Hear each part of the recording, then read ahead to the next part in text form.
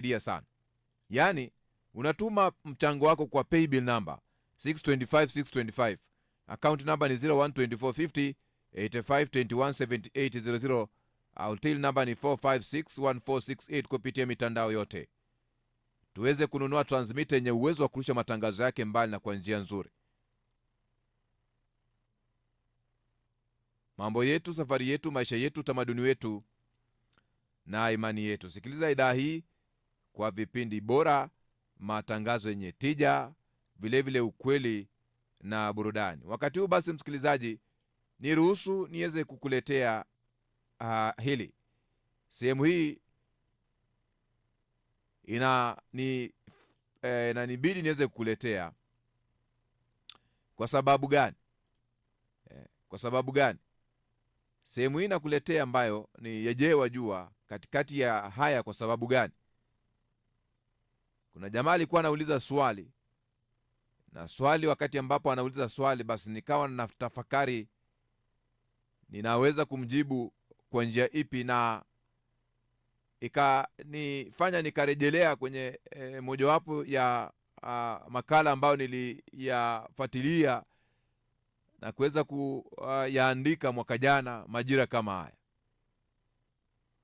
na ningependa kukujibu kwa njia ambayo ni ya kihistoria, kwa sababu alikuwa anasema wanaofaulu ni wale ambao wanatoka kwenye familia ambazo zinajiweza, matajiri waliolelewa vizuri.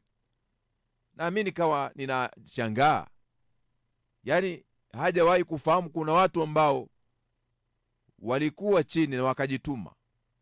Ndio maana kila wakati tunakueleza kwamba jitume, usiangalie historia yako.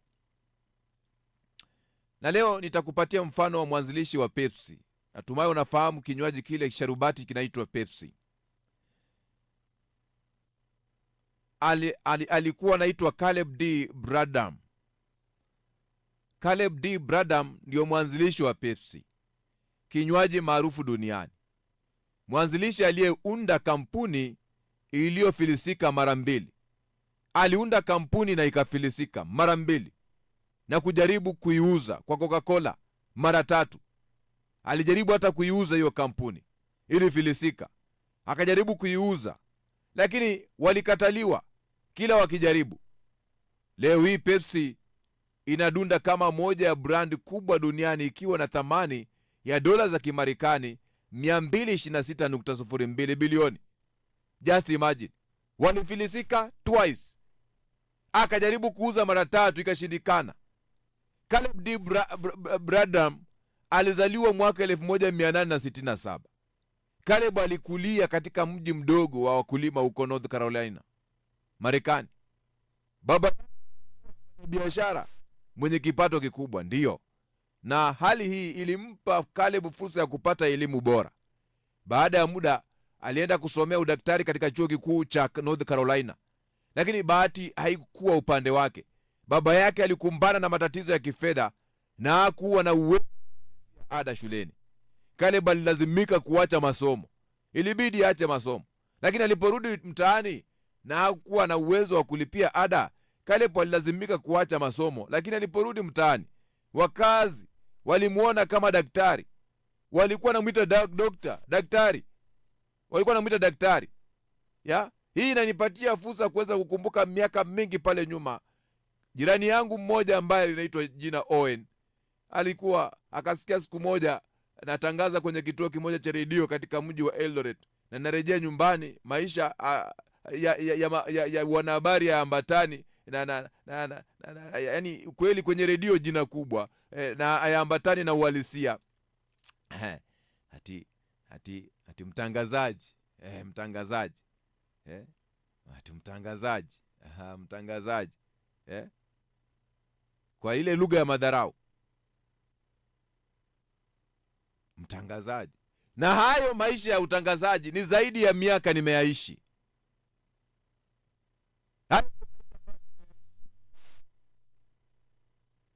Nimeyaishi hayo maisha. Aliyachukulia ni mzaa, lakini hayo ndio maisha ambayo nimeyaishi. Aliyasema kwa kejeli na madarau yote na kicheko, lakini ndio maisha ambayo nimeyaishi. Sasa huyu alipofika kule mtaani wanamuita daktari, dokta, dokta, dokta,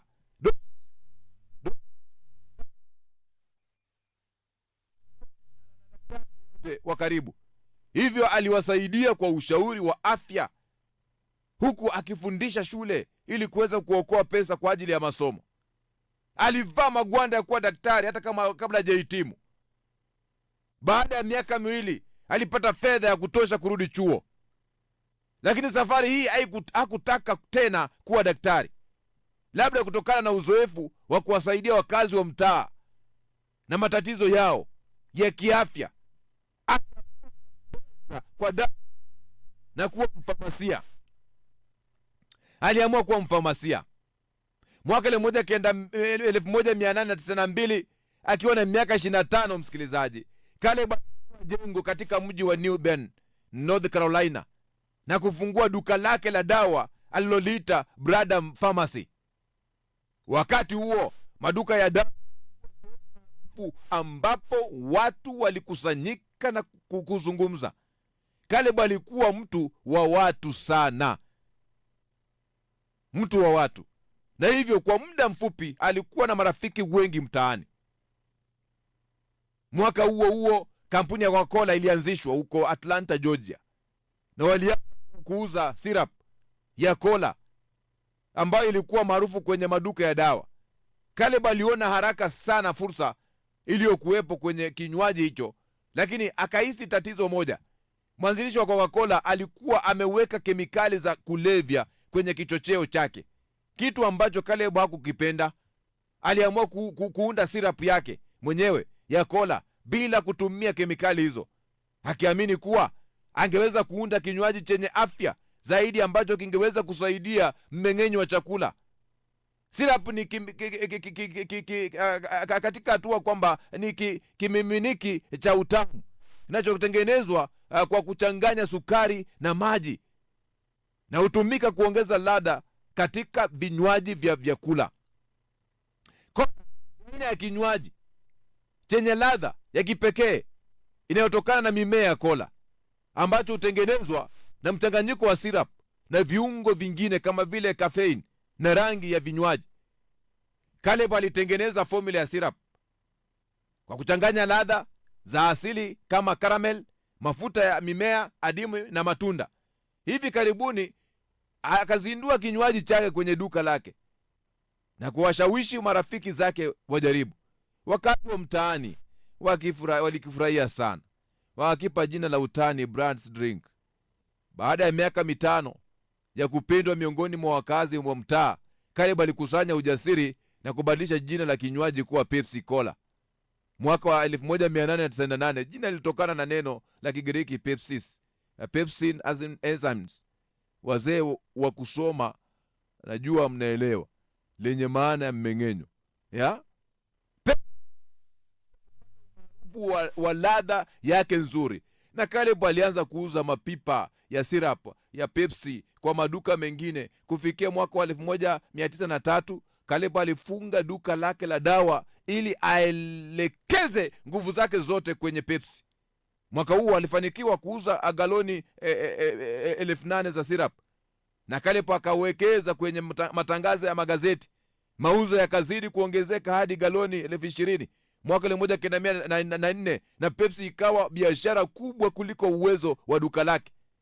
Hivi alifungua kiwanda kikubwa na kuingia ushirikiano na kampuni za kuwekeza vinywaji kwenye chupa, jambo lililosaidia Pepsi kuwa bidhaa inayopatikana kwenye chupa. Lakini mwaka wa 1914 vita kuu vya kwanza vya dunia vilianza na bei ya sukari kapaa kwa sababu ya uhaba wa bidhaa hiyo. Caleb aliamini kuwa bei ingeendelea kupanda, hivyo akawekeza fedha nyingi kwenye kununua sukari kwa wingi. Bahati mbaya bei ya sukari ilishuka ghafla na kumfanya akose faida. Pepsi haikuweza kufidia hasara hiyo, na Caleb alilazimika kutangaza kufilisika mwaka 1920 akiwa na miaka 53. Caleb alirudi kwenye kazi yake ya awali kama mfamasia.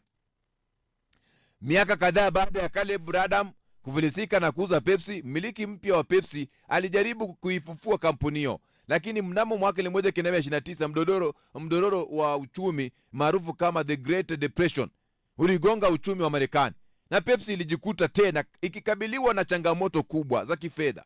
Pepsi ilifilisika kwa mara ya pili na ikawa vigumu sana kuendesha kampuni hiyo kwa faida. Mwaka 1931 wamiliki wa wakati huo kampuni ya the Lofty Candy walinunua Pepsi wakijaribu kuitengeneza upya. Lofty Candy ilikuwa na matumaini kuwa Pepsi ingepata uhai mpya, lakini kutokana na hali ya ngumu ya kiuchumi, juhudi zao hazikuleta mafanikio waliotarajia. Hivyo Lofty Candy walijaribu kuuza Pepsi kwa Coca-Cola mara 3 tofauti kwa kipindi hicho, wakitumaini kwamba Coca-Cola ingekuwa tayari kuinunua na kuepuka ushindani wa baadaye. Hata hivyo Cola walikataa ofa hiyo, wakiona Pepsi kama kampuni iliyoweza kushindana nao na isiyokuwa na thamani ya kununuliwa. Baada ya Coca-Cola kukataa kuinunua Pepsi, Lofty Candy waliamua kutafuta njia mpya ya kuokoa biashara yao. Hawakuweza kuacha kampuni ipotee hivyo hivyo. Mojawapo ya maamuzi muhimu waliochukua ikiwa ni kutumia chupa za bia zilizotumika kwa ajili ya kuokoa gharama za uzalishaji. Hatua hii iliwasaidia kuuza chupa ya Pepsi yenye mililita 355, takribani gramu 355 kwa senti 5 tu. Kwa bei hiyo hiyo, Coca-Cola ilikuwa inauza chupa yenye mililita 177, takribani gramu 177. Kwa kuwa mdororo wa uchumi ulikuwa bado unaathiri watu wengi wakati huo, wananchi walikuwa wakitafuta njia za kupunguza gharama. Kununua Pepsi badala ya Coca-Cola kulionekana kama chaguo la wazi kwa wengi, kwa sababu walikuwa wanapata kiasi kikubwa zaidi cha soda kwa bei ile ile.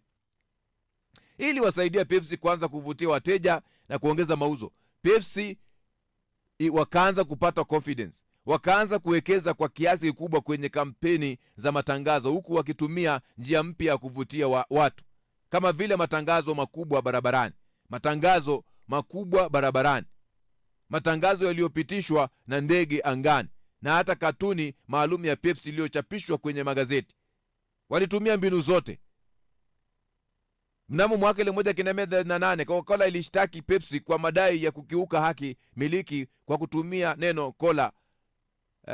Coca-Cola ilikuwa imetambua Pepsi kama tishio sokoni na walitaka kuzima ushindani mapema. Katika kesi hiyo, Coca-Cola ilidai kuwa Pepsi ilikuwa inatumia jina lao ili kuvutia wateja. Hata hivyo, Pepsi walijitetea na kusema kuwa Coca-Cola ilikuwa inajaribu kuunda ukiritimba umimi monopoly katika tasnia ya vinywaji vya cola. Mwisho wa kesi hiyo, Pepsi iliruhusiwa kuendelea kutumia Pepsi Cola, ingawa baadaye waliamua kulifupisha jina na kuwa Pepsi. Kesi hiyo ilimalizika huku Pepsi ikiendelea kushika nafasi yake kwenye soko. Lakini Pepsi haikuishia hapo. Mnamo mwaka 1995 kampuni ya Pepsi Cola ilifanya muungano mkubwa na kampuni ya vitafunio vya Frito-Lay, na hivyo kuanzisha kampuni mpya iliyoitwa PepsiCo. Muungano huu ulikuwa na lengo la kupanua aina ya bidhaa zinazotolewa na kuwezesha kufikia masoko. Habari hii, msikilizaji, ni kubwa. Ni kwa sababu gani nakuletea hiyo?